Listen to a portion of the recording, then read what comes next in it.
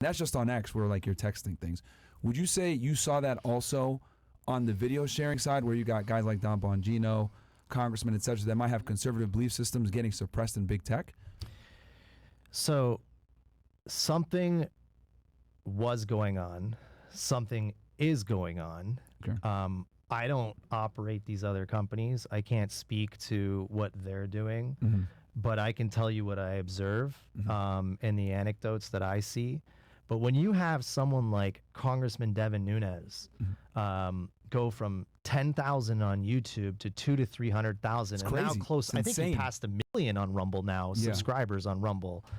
That shouldn't happen. Yep. You can call that censorship. You can call that some type of shadow banning. In these cases, they weren't actually banned. They were, they were censored in some way, shape, or form, and that was happening. And it didn't seem to be coming from multiple sides, like from all sides of the aisle. But I will say that that's changed a lot in the recent years. The censorship has now kind of gone into like various different areas.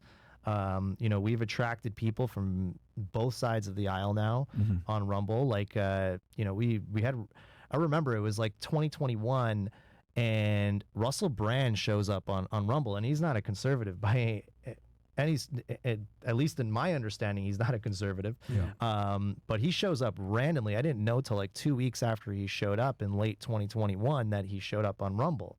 And, we also attracted like the former Democratic presidential candidate Tulsi Gabbard onto the platform in 2021. We brought on Glenn Greenwald as well. So like, it really kind of expanded more than just conservatives.